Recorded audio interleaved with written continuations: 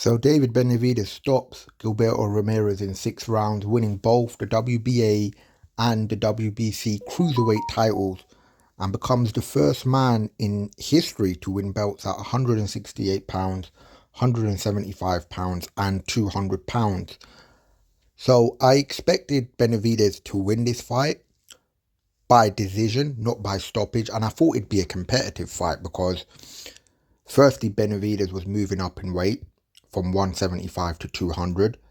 So we weren't sure how his stamina, punching speed, punch resistance, strength, all of those intangibles that you got to take into account when a fighter moves up in weight, wasn't sure how those were going to affect him. So I thought fighting Ramirez, whose only defeat is to Dmitry Bivol, and has looked pretty good at cruiserweight, beating Chris Billum-Smith. He won the title in his first fight at the weight, unified the belts, and I actually think he's a better fighter at cruiserweight than he was at 175. I think at 175, Ramirez was a little bit drained. So I've expected this to be a tough fight for David Benavidez, but it actually turned out to be a pretty, I don't want to say one-sided, because Ramirez in the early rounds was competitive. The start of the fight, both guys were still finding their range. Benavidez was winning those early rounds for me. He was the sharper of the two. He was the more accurate of the two. He was the more athletic of the two. And those are all things we knew going into this fight.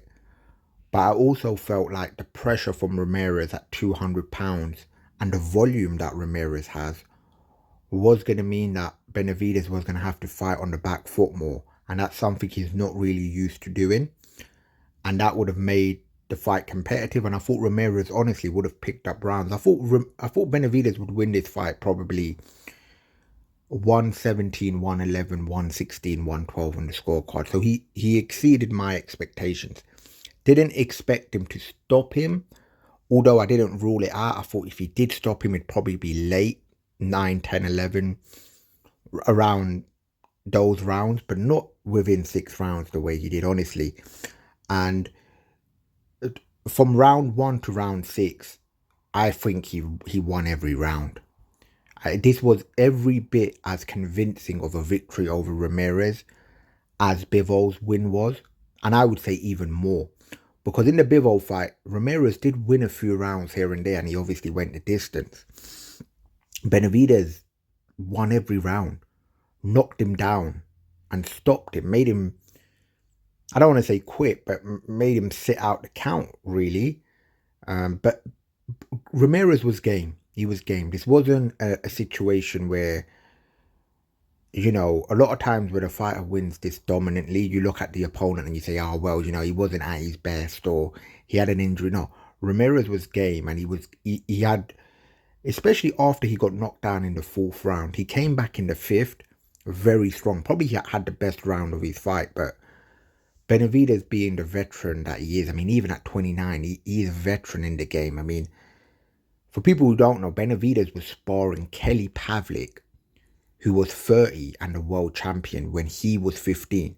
You can go watch the video on YouTube, and it's pretty extraordinary to watch a 15-year-old holding their own. Yeah, he's holding his own in there with Kelly Pavlik at the age of 15, which is just astonishing. And you could pretty much tell from there that David Benavidez was going to be a phenomenal talent in boxing. But yeah, this fight, Ramirez was gaming. He definitely had his moments of success. He landed a few shots here and there, but Benavidez just had an extra gear in him. Even when you saw Ramirez have some success and you felt like, okay, he's coming back into this, Benavidez would just go one step above him. He just throw these 5-6 punch combinations.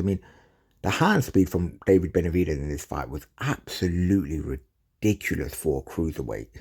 It was ridiculous. That's what it was. Like, his hands looked like Amir Khan in there, man. For a cruiserweight, a guy 200 pounds, that's lethal. And you know what? I actually think he looked more comfortable at this weight than I think at 75.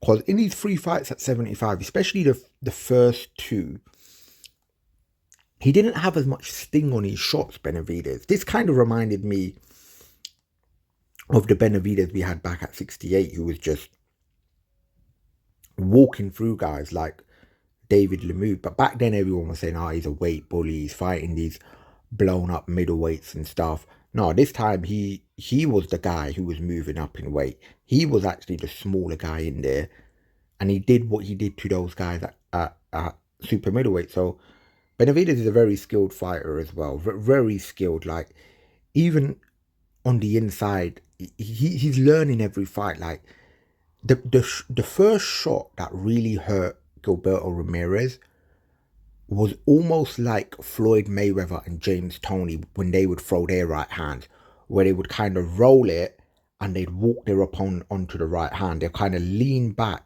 on their rear foot and they'll deflect the opponent's punch and they'll come back with a counter right hand.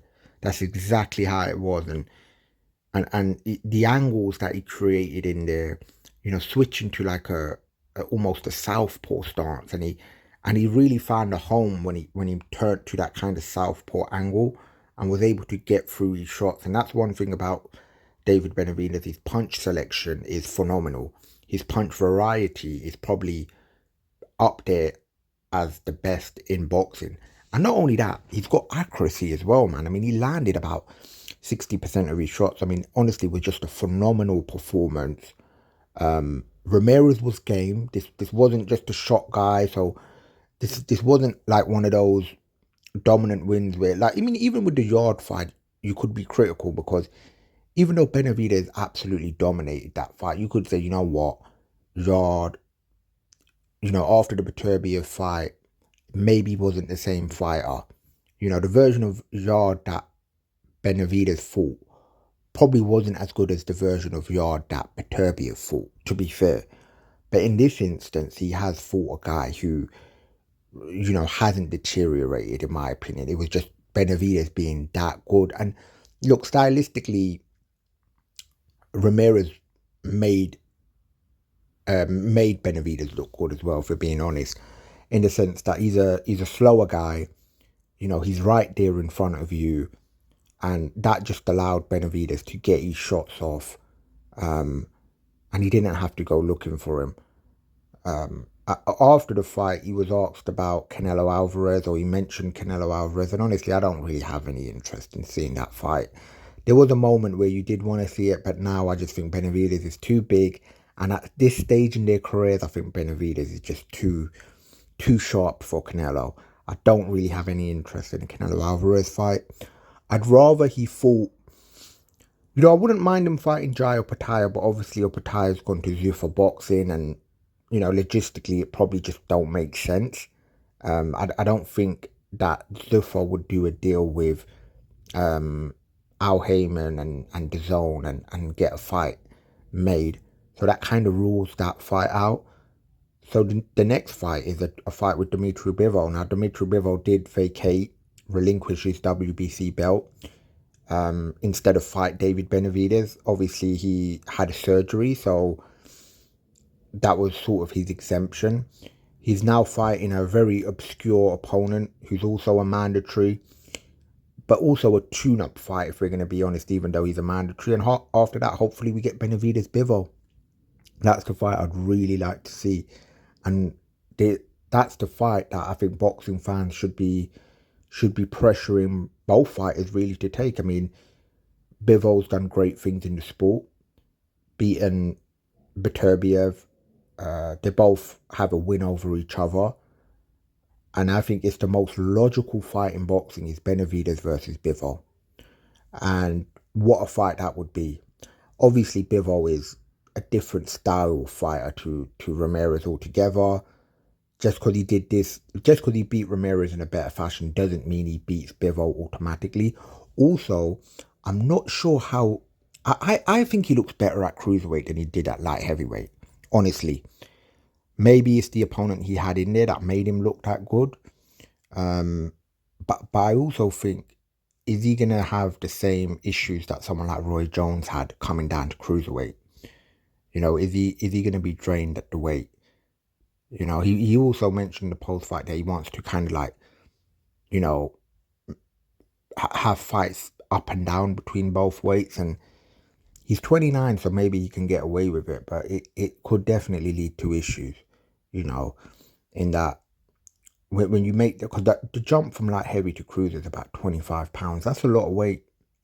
That's a lot of weight. Even for a guy as big as David Benavidez, it's a lot of weight. He could find himself not maybe having the same strength and energy once his body sort of acclimatized to 200 pounds, coming back down to 175. So that's the only issue or the only concern that David Benavidez and his team should probably have. But if he's still the same fighter he is, him versus Bivol is just... I just don't see how, as a boxing fan, you wouldn't want to see that fight. Do you know what I mean? It's the only fight out there that really should be talked about between these two guys. Yeah.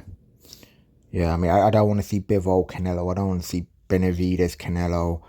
To be honest, I don't want to see even Benavidez Beterbiev. I think Beterbiev 41, 42 now. You know, he had his knee injury and he's coming towards the end of his career. These are both guys who are basically kind of in their 30s, both still in their prime. And I think that's when you get the best fights in boxing. So hopefully that fight gets made. Let me know what you guys think in the comments. Like, share. It really helps out the channel. And I'll catch you in the next one.